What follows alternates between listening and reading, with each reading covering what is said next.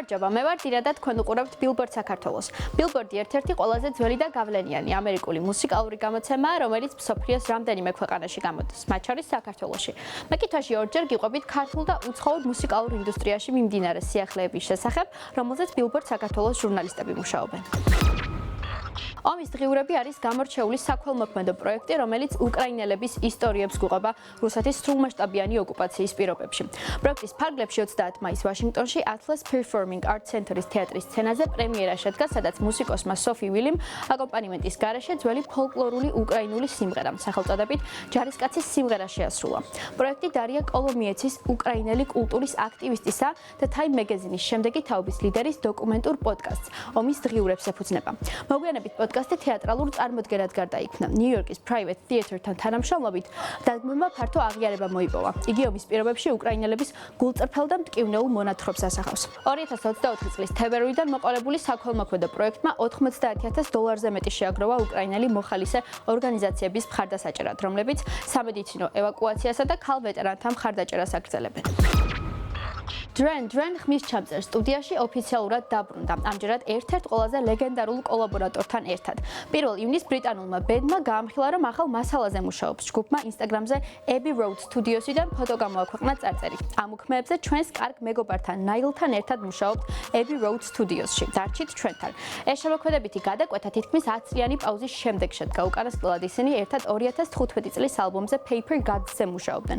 სწორედ ამ ალბომშია შესული სინგლი Pressure Off, რომელშიც ჟანელ მონე მონაწილეობს და რომელიც ჩარტების მოწინავე ათეულში მოხვდა როგორც აშშ-ში, ისე ბრიტანეთში. Dren ევროპულ და ბრიტანულ ტურნეს იწყებს, რომლის ფარგლებშიც Nile Rodgers-ი და მისი ბენდი Chic სპეციალური სტუმრის სტატუსით წარდგებიან. ტურნე 3 ივნისს ფინეთში დაიწყო და მოიცავს დიდ ქალაქებს, მათ შორის ამსტერდამს, რომს, დუბლინსა და ბრიტანეთის სხვადასხვა ცნობილ საკონცერტო ვენიუს.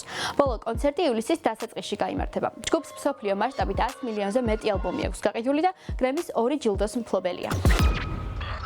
აინე მერვეს ნატუკა ნაცვლიშვილის ახალი სინგლი Writing a Love Song is Brave არტისტის პირველი სიმღერაა სიყვარულის შესახებ, რომელიც განშორების შემდგომი ემოციური ფაზების მონაცვლეობას იკვლევს. სტრუქტურითა და შინაარსით კომპოზიცია აღწერს მდგომარეობებს, რომლებიც ყოველთვის საერთოა. ეს არის გლოვის, ბრაზის და მიღების ქაოსური თანმიმდევრობა, რასაც საბოლოოდ ზრდამდე მივყავართ. ავტორის თქმით, ზემოთ ჩამოთვლილი მდგომარეობებისთვის მუსიკალური ფორმის მიცემა განსაკუთრებით რთული აღმოჩნდა, რადგან ეს პროცესი უკიდურეს სიშიშვლესა და გულწრფელობას საჭიროებს. სწორედ ამ ფაქტს ეხმიანება კომპოზიციის სათაურიც. აინე მერმეს ახალი სიმღერის პრეზენტაცია და ლაივ საღამო 7 ივნისს ER-ში გაიმართა. 17-დან 28 ივნისის ჩასვლით თბილისი უკვე ტრადიციად ქცეულ საფორტეპიანო ფესტივალს უმასპინძლებს. თბილისი პიანო ფესტი 2025 წლის სეზონით ბრუნდება და წლევანდელ საკონცერტო პროგრამას აქვეყნებს. ფესტივალის ფარგლებში თბილისის მსოფლიოში აღიარებული პიანისტები ეწვევიან. 17 ივნისს პიანო ფესტ მარკ ანდრე ჰამელინი გახსნის. ფესტივალს ყოველ წელს დუდანა მაზმანიშვილი, პიანისტი, თბილისი პიანო ფესტის დამფუძნებელი ხურავს ორკესტრთან ერთად ღიაცის ქვეშ, თუმცა წელს სვენელის წინაშე მუსიკოსის სოლო კონცერტით 27 ივნისს წარდგება, ხოლო ფესტივალი 28 ივნისს დასრულდება, სადაც გაიმართება კონცერტი ოჯახებისთვის, ბავშვებისთვის და ყველა მსურველისთვის. აუცილებლად უნდა აღვნიშნოთ ისიც, რომ გრძელდება საგანმანათლებლო კომპონენტიც და წელსაც გაიმართება მასტერკლასები, სადაც როგორც ქართველი, ისევე უცხოელი ახალგაზრდა მუსიკოსები მიიღებენ მონაწილეობას.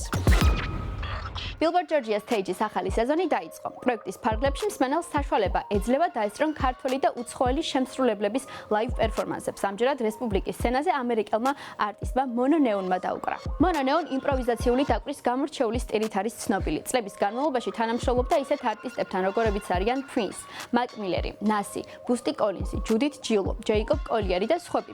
მისი სცენური იმიჯიც ისეთივე დასამახსოვრებელია, როგორც მუსიკა. არტისტი ამჯერადაც მისთვის დამახასიათებელი იმიჯით წარდგა რესპუბლიკის სცენაზე, რამაც შესაბამისი ატმოსფერო შექმნა. იხილეთ ვიდეო კონცერტიდან.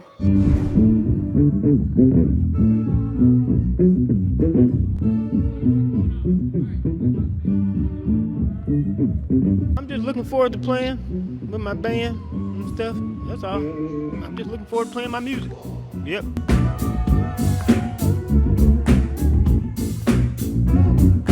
I just like wearing quilts and stuff. It's not really a deep thing. I just like wearing quilts. Yep.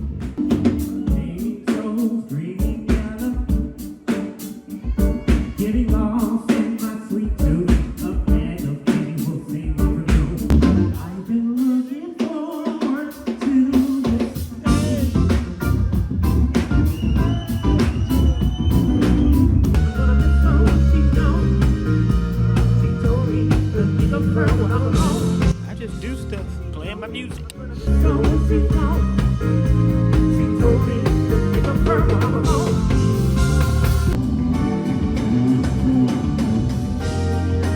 Go to the corner store and get some hot Cheetos.